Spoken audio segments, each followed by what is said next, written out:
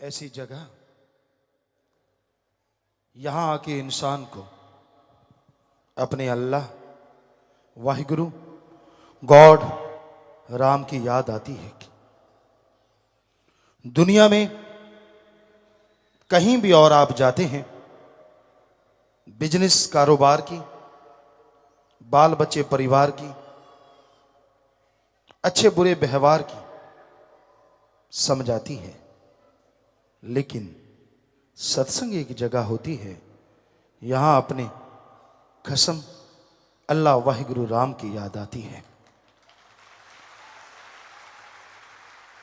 जिस भी धर्म को आप मानते हैं, जिस धर्म का पहनावा पहनते हैं, क्या वाकई आप उस धर्म के अनुसार चलते हैं? यह सत्संग में आके समझाती है। धर्म कहते हैं इंसान के लिए बहुत से कार्य हैं जो रोजाना करने चाहिए, लेकिन दिन की शुरुआत अल्लाह वाहिगुरु राम गॉड की भक्ति इबादत से करनी चाहिए। हिंदू धर्म में सुबह का समय 2 से 5 जिसे ब्रह्म मुहूर्त कहा गया, सिख धर्म में इसी समय को अमृत वेला कहा गया, इस्लाम धर्म में इसी समय को बांगे वक्त या फर्ज कहा गया, इंग्लिश फकीर इसी समय को द गॉड्स प्रे टाइम कहा गया, और नासा साइंस के अंदर इसी समय को कहता है इसमें ऑक्सीजन प्योर और मोर होती है। अगर मेडिटेशन करोगे तो विल पावर जल्दी बढ़ेगा, सक्सेस आपके कदम चूमेगी।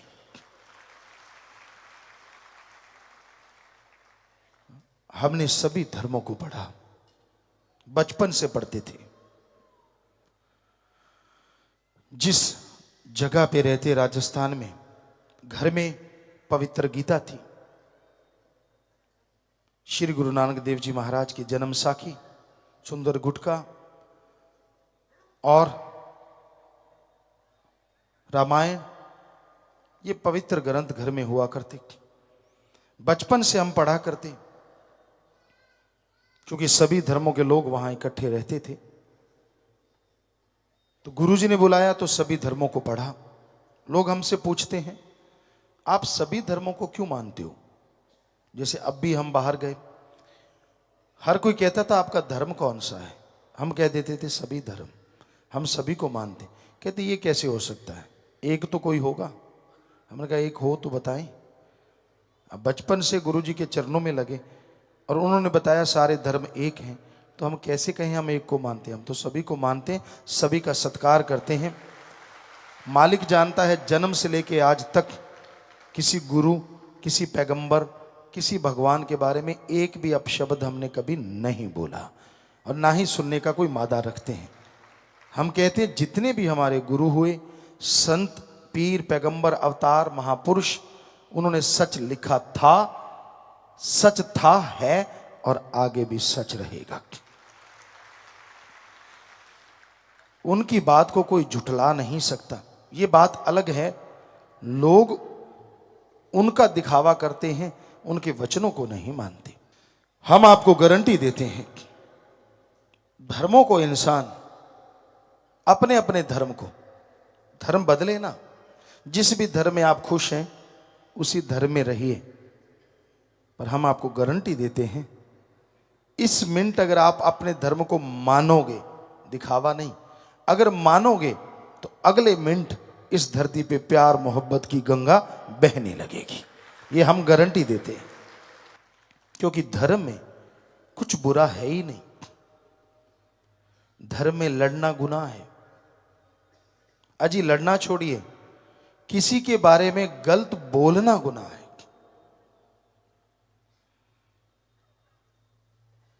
आप मां बाप को बुरा कहते हैं, उनकी निंदा करते हैं, अपने दादा की, दादी की निंदा करते हैं। ठीक है वो बुरे कर्म करते होंगे, ठीक है उनका रास्ता सही नहीं होगा, ये बात हम आपकी मान लेते, लेकिन अगर आप उनकी निंदा दूसरों के सामने करते हैं, लोग क्या कहेंगे? आप भी तो उन्हीं का खून है। अगर वो बुरे हैं तो आप अच्छे कहां से हो सकते हैं? कभी सोचा है आपने इस बारे में? इसलिए तो धर्म कहते हैं, निंदा भली किसी की नाही, मनमुख मुग्ध करन, मुंह काले तिन निंदका, नरके कोर पवन। गुरु सहवानों के पाक पवित्र वचन।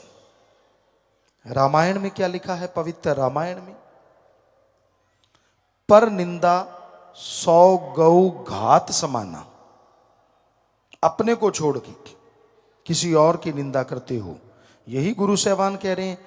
और यही पवित्र रामायण में भी लिखा है कि अपने को छोड़ के किसी की निंदा करते हो, मनमुख, आप मन के कहने चलने वाले हो, किसी गुरु धर्म को नहीं मानते, मनमुख उसे कहा जाता है। मुग्ध, मूर्ख, करन, मुंह काले तिन निंदका, नरके को होर पवन।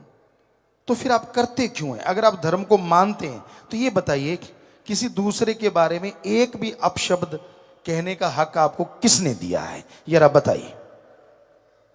धर्म तो कह रहे हैं निंदा करनी ही नहीं। यही इस्लाम धर्म में आता है, फजूल की बहसबाजी में मत पड़िए, किसी को गलत मत कहिए। और यही ईसाई धर्म में भी आता है, अपने को छोड़ के किसी को बुरा मत कहो।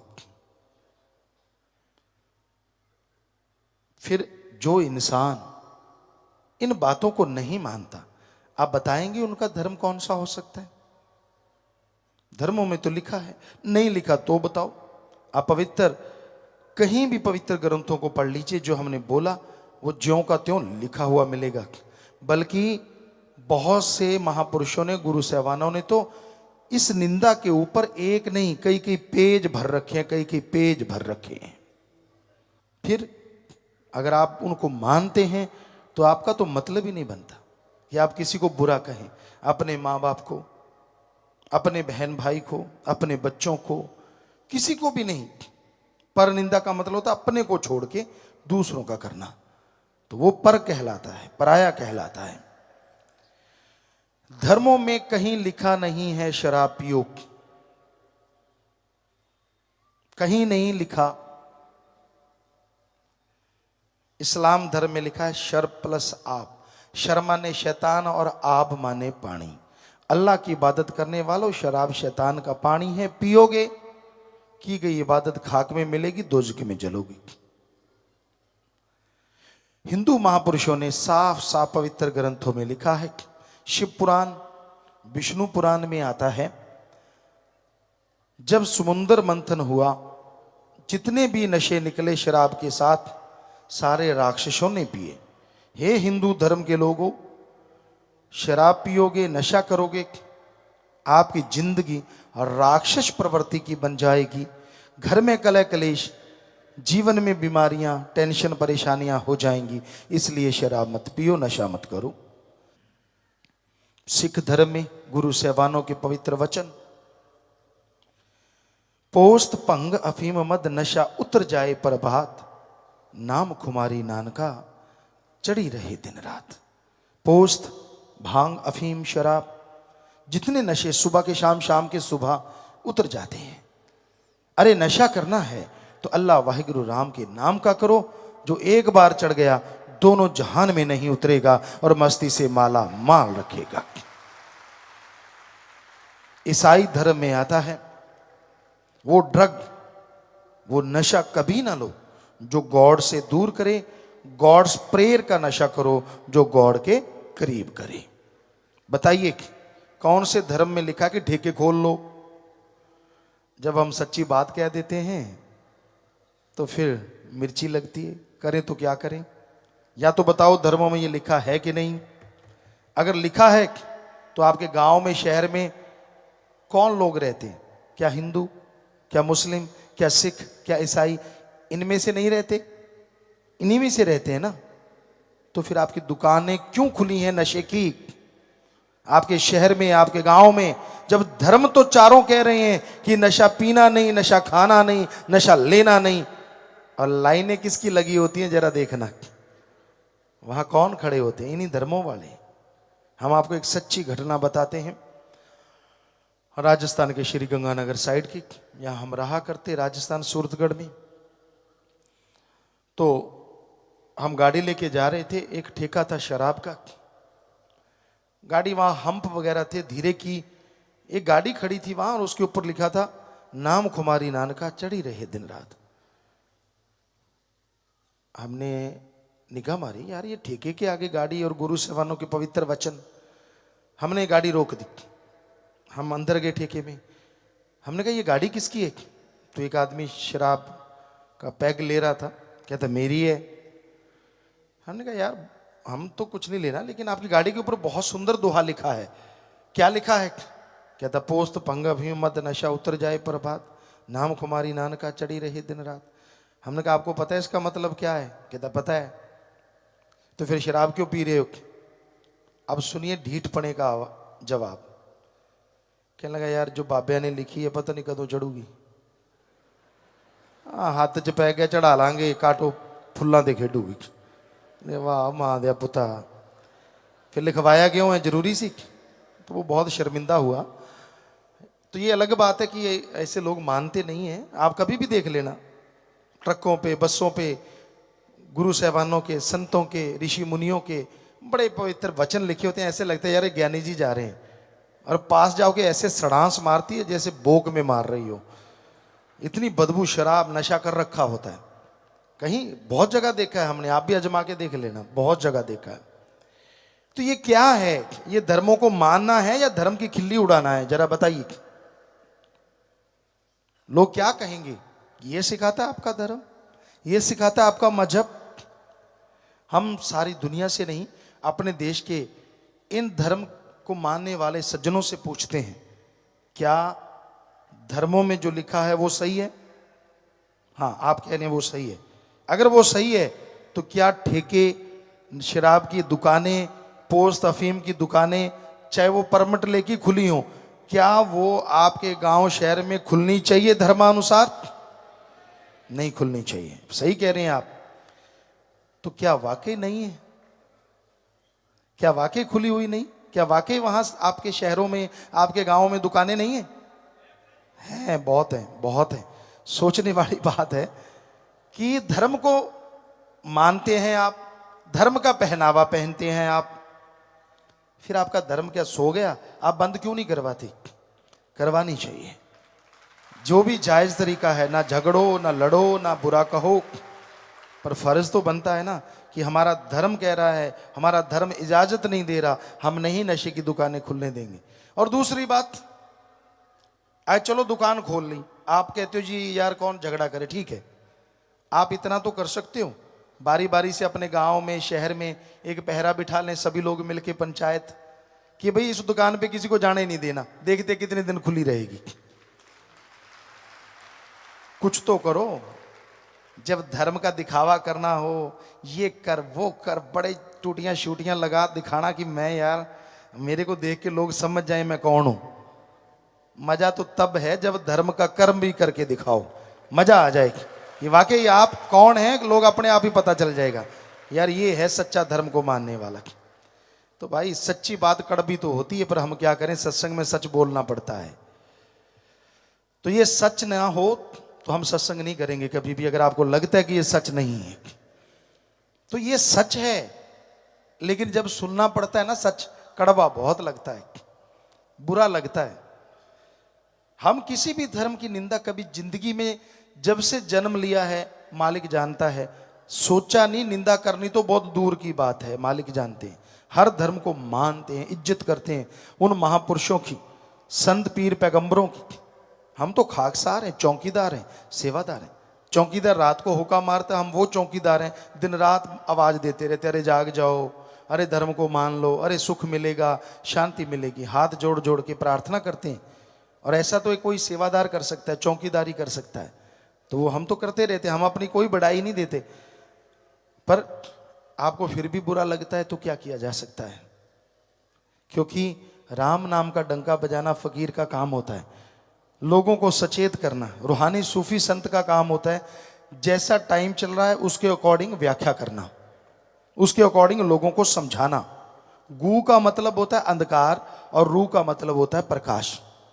रूहानी सूफी गुरु पीर फकीर क्या सिखाते हैं कि जो अज्ञानता रूपी अंधकार में ज्ञान रूपी दीपक जला दे, वो सच्चा पीर फकीर गुरु होता है। तो भाई हमारा काम आपको आवाज देना है। आप जागो ना जागो, आप मर्जी के मालिक हैं। जैसे एक फिर उदाहरण याद आ गया। एक आदमी था, पुराने समय की बात, तो उस समय घोड़े होते थे, ऊंट होते थे, बैल होते थे।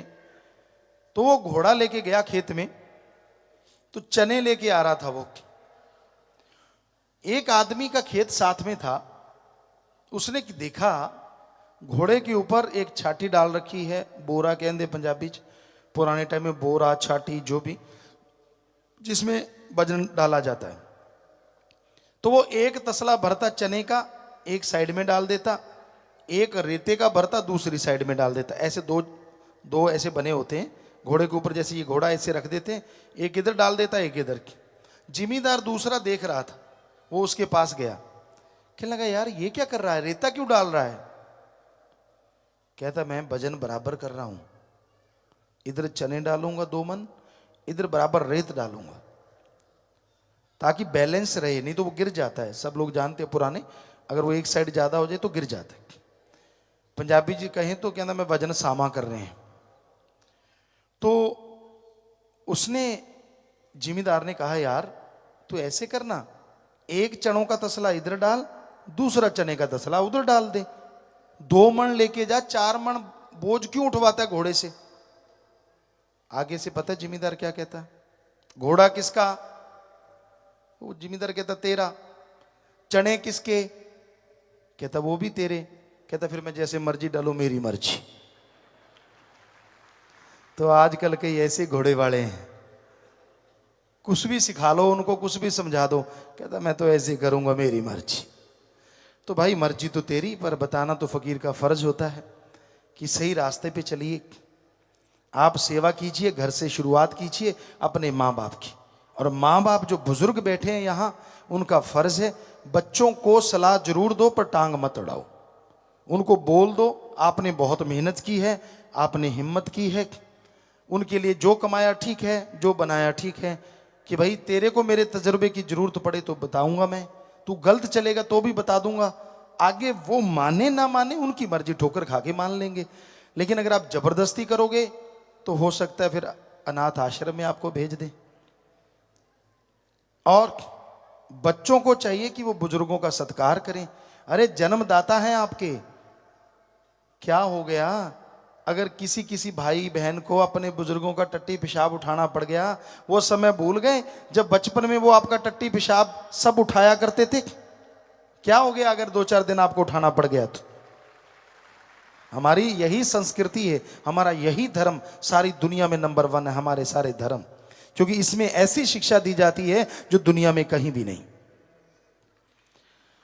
एक बार काफी देशों के लोग आए, कहते गुरुजी आपके जो धर्म है, हिंदू मुस्लिम सिख ईसाई, इसमें ऐसा क्या है? हमारी संस्कृति बढ़िया है, आपकी संस्कृति किसी काम की नहीं।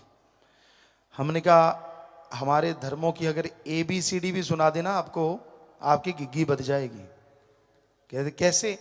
हमने कहा आपको धर्मों की A सुनाते हैं, B फिर सुनाएंगे। कहते सुनाओ। हमने हमारे धर्मों की A ये है कि जब बच्चा छोटा होता है, बिल्कुल छोटा सा जन्म लेता है, और जब तक वो पैरों पे खड़ा नहीं होता तब तक उसके माँ बाप केयर टेकर होते हैं, उसकी संभाल फूलों की तरह करते हैं, उसमें ध्यान रखते हैं। और जब माँ बाप बूढ़े हो जाते हैं, उनको सहारे की जरूरत पड़ती है, तो हमारे धर्म कहते हैं वो नौजवान बच्चे अपने बुजुर्गों को फूलों की तरह रखते हैं, उनकी वैसे केयर टेकर बन जाते हैं, वैसे संभाल करते हैं। आप लोगों के देशों में क्या ऐसी रीत है? सभी कहने लगे नहीं गुरुजी ये तो कमाल है। हमने कहा अभी तो A ही सुनाया है, B कभी फिर सुनाएंगे। A से ही आप हिल गए, तो वो मान गए कि आपकी संस्कृति जैसी है ऐसी दुनिया में किधर भी नहीं। और हमारे वाले उनकी संस्कृति लाने की तैयारी में है। नंगे रहेंगे, ऐसे रहेंगे, ये होना चाहिए, वो होना चाहिए। अरे क्यों? जब हमारी संस्कृति इतनी रिच है, इतनी महान है, हमारे गुरु पीर पैगंबर महापुरुषों की देन है, हम क्यों किसी की नकल करें? बल्कि उनको मोल्ड करें कि वो हमारी संस्कृति को अपनाएं, ताकि पूरी दुनिया का ये भारत देश हमारे धर्म गुरु बन जाए। तो यही हकीकत है। पहले हम अपनाएं अपने धर्मों को, पहले हम चलें उनके अकॉर्डिंग, फिर ही दुनिया के लोग अनुसरण करेंगे ना। तो कभी भी अपने माँ बाप की, अपने बहन भाई की, अपने बच्चों की निंदा मत किया करो। कई बुजुर्ग लग जाते हैं, मेरा तो बेकार, मेरा तो फलां, मेरा तो धिंकड़।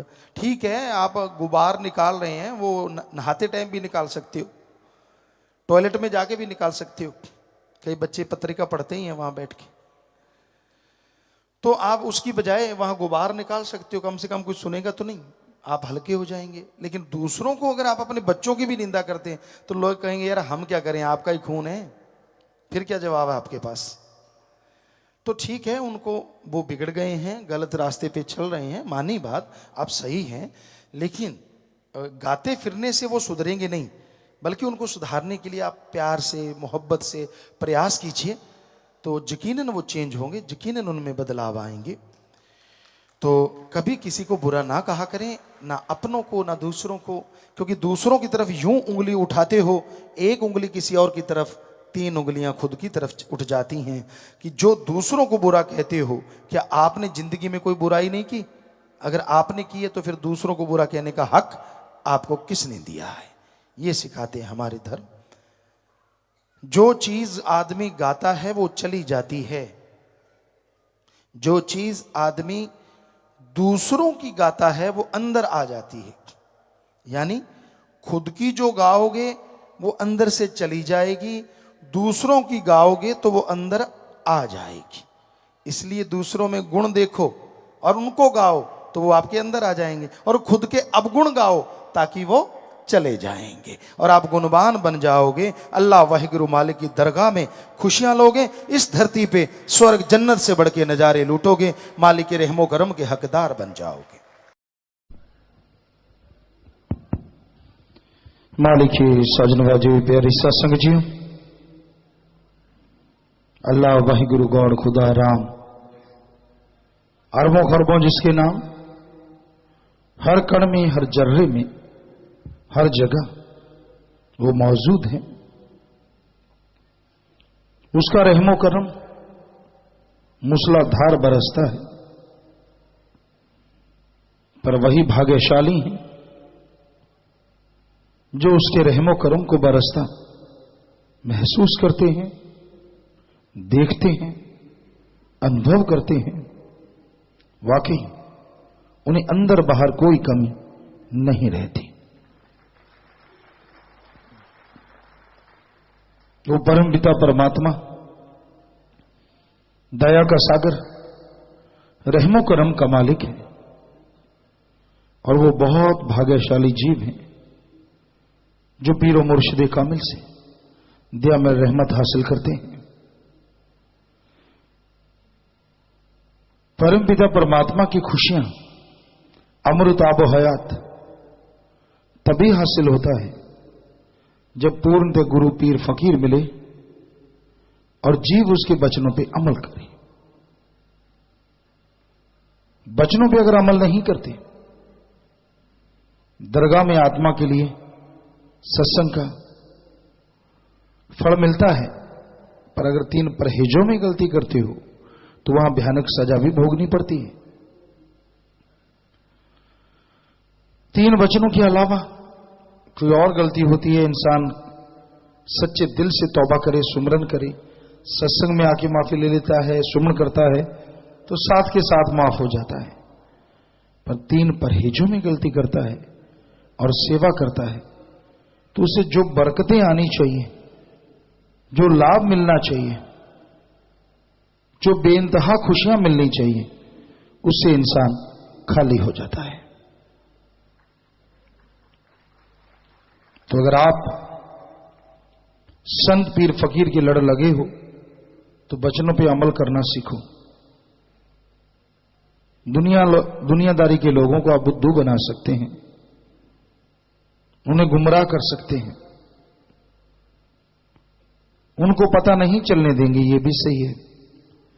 लेकिन परमपिता परमात्मा जो हर किसी के अंदर मौजूद है, कण कण में जर्रे जर्रे में रहता है, उसे आप कोई पर्दा नहीं कर सकते।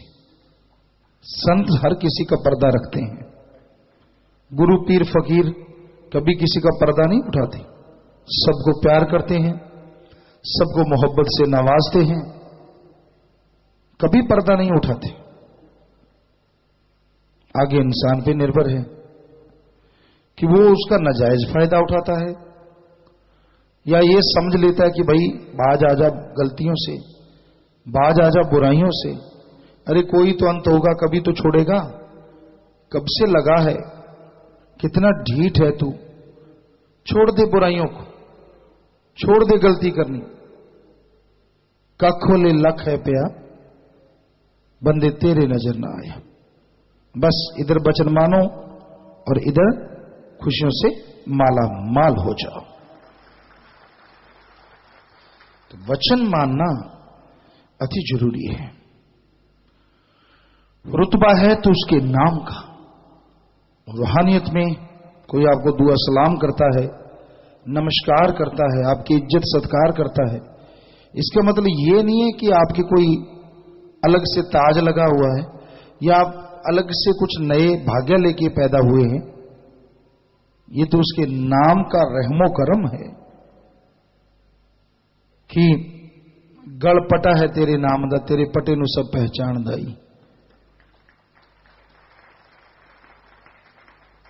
गढ़ में उसके नाम का पटा, यानी तू गुरमुख है, तू सतगुरु का मुरीद है, तू उसका अजीज है, तू भक्ति करता है, तू सेवादार है, इसलिए लोग सत्कार करते हैं। और जैसा आम आदमी वैसा ही तू है, तू कोई हुरा परा नहीं है या परी नहीं है जो आसमान से टपका है, ऐसा कुछ अलग से नहीं है, उसके नाम को सलाम है। इसलिए उसका नाजायज फायदा ना उठाओ, वरना लेने के देने पड़ते हैं। इंसान गलतियां करता है, वचनों की परवाह नहीं करता, तो सब खुशियां यूं चली जाती हैं। और वचन मानने शुरू करता है, 100% मान ले तो खुशियां यूं वापस आती हैं। जो जमींदार भाई हैं वो अच्छी तरह जानते हैं, क्योंकि हमने तो 6-7 साल की उम्र से जमींदारा किया, सतगुरु मौला ने करवाया। बहुत बड़ा नहर में मोगा होता था, शायद 15 इंच का या फुट का गुलाई में, जबरदस्त पानी था उसका। खाड़ भर जाता, 2-3 मरबे पड़ता था, यानी 15-20 बीघे दूरी थी। तो कई बार पानी पीछे टूट जाता, इतना प्रेशर था उसका, तो पीछे टूट जाता, उसको भर के लाने में फिर भी 20 मिनट आधा घंटा लग जाता। उसी तरह, क्योंकि पहले पानी खेत में पड़ रहा होता है और फिर पीछे टूट जाए तो वो नीची जगह होती है, पहले तो बांधना ही बड़ा मुश्किल होता था, क्योंकि इतना प्रेशर और इतना पानी, पर जैसे तैसे बांध लेते थे। तो बांधने में टाइम लगता, ऐसे करके आधा पौना घंटा बारी का खत्म हो जाता। चलो वो तो आधा पौना घंटा हुआ, दुख तो होता, पर ये अगर आप कमाई करते रहते हैं, सेवा करते हैं, सुमन करते हैं, भला करते हैं, सतगुरु का नाम जपते हैं, सतगुरु से प्यार करते हैं, और एकदम से आप गलतियां कर देते हैं वचनों में, तो जैसे वो पानी पीछे टूट जाता है, उसी तरह आपकी खुशियां पीछे खुल जाती हैं, खत्म हो जाती हैं। दोबारा उसको बांध लगाने में वहां तो आधा पौना घंटा लगा, यहां महीने लग सकते हैं, साल लग सकते हैं, दिन लग सकते हैं।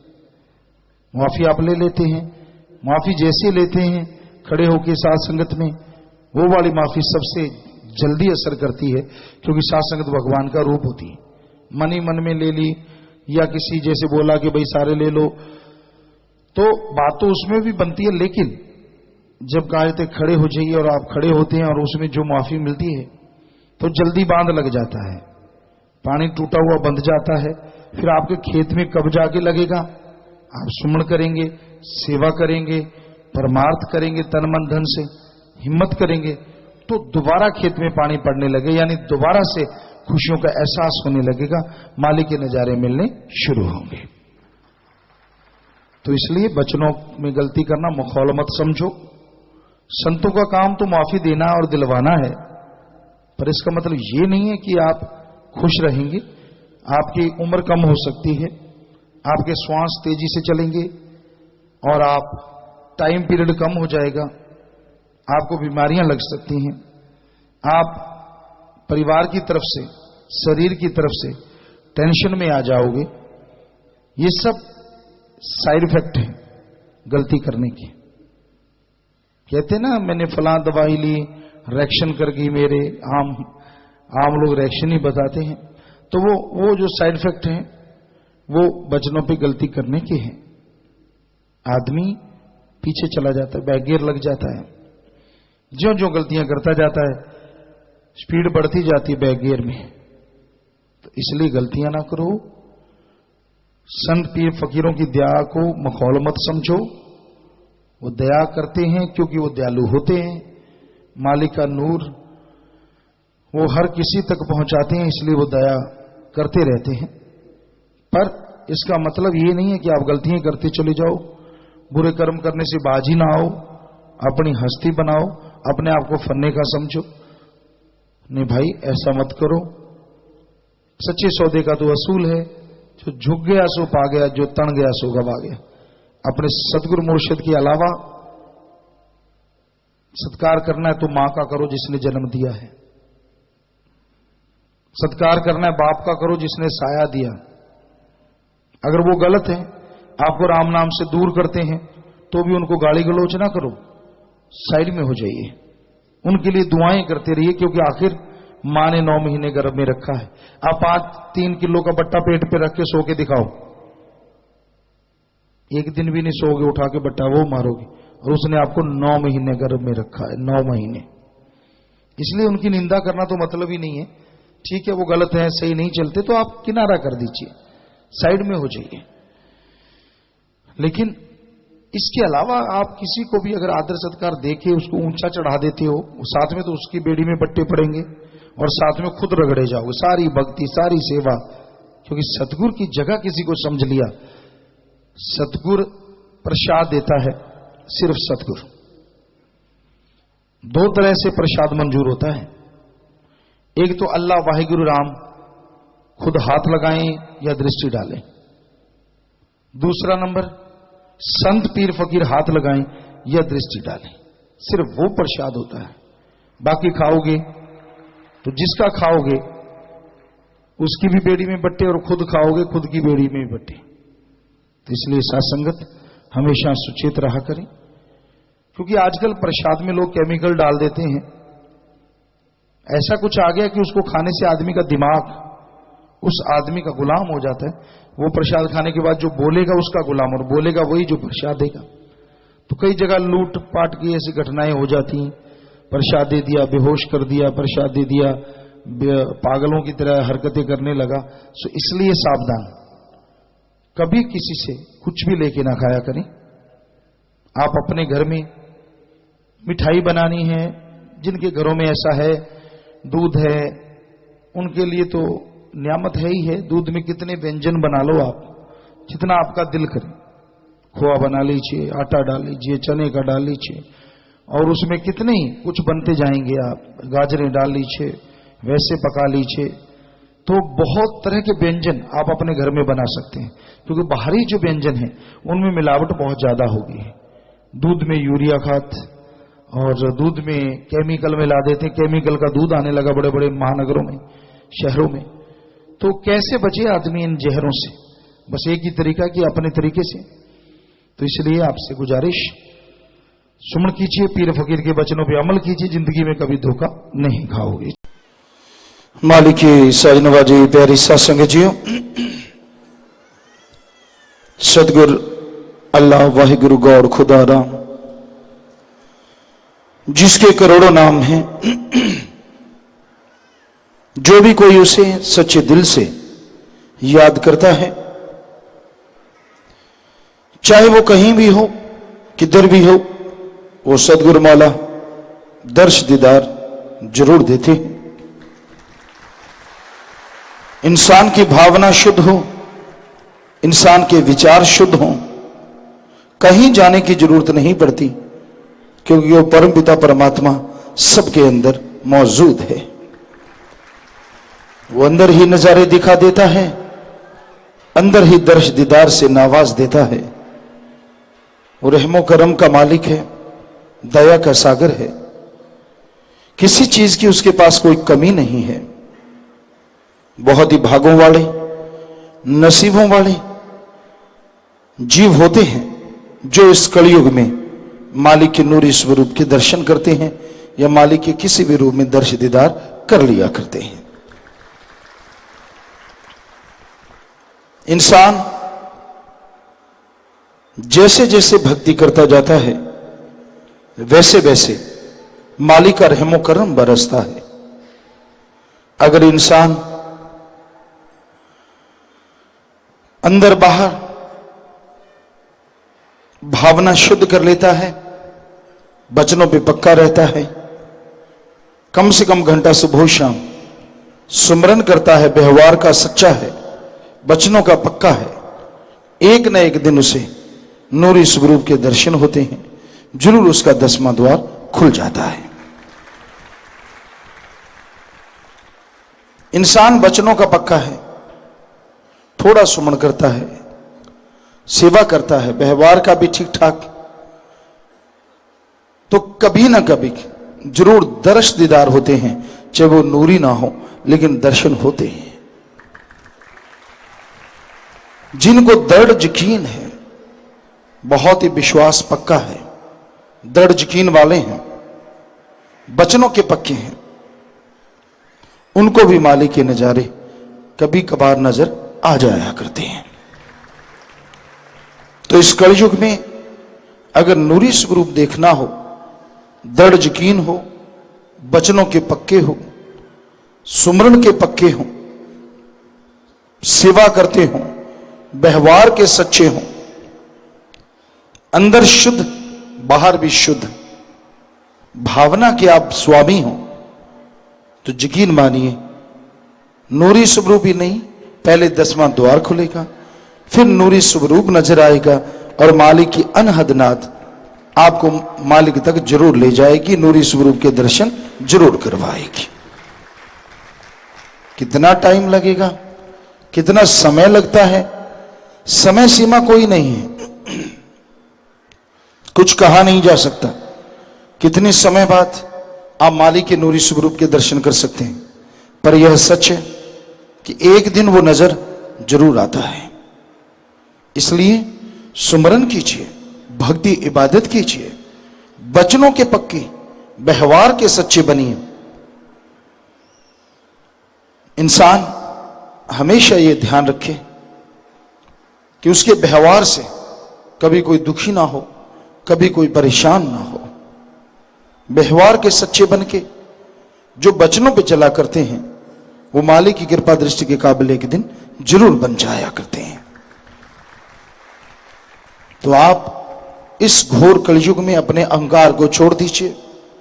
जो पीर फकीर के वचनों को सुन के माना करते हैं, उन्हें ही तमाम खुशियां मिलती हैं। जो मनमते चलते हैं, मन के कहे अनुसार चलते हैं, खुशियां पास होते हुए भी वो खुशियां हासिल नहीं कर पाते। तो जरूरी है इस कलयुग में वचनों पे पक्के रहना, दृढ़ यकीन का होना, और चलते बैठ के लेट के काम धंधा करते हुए सुमन करते रहना, ताकि मालिक की कृपा दृष्टि बरसती रहे और इंसान उसके रहमो करम से अंदर बाहर से माला माल होता रहे।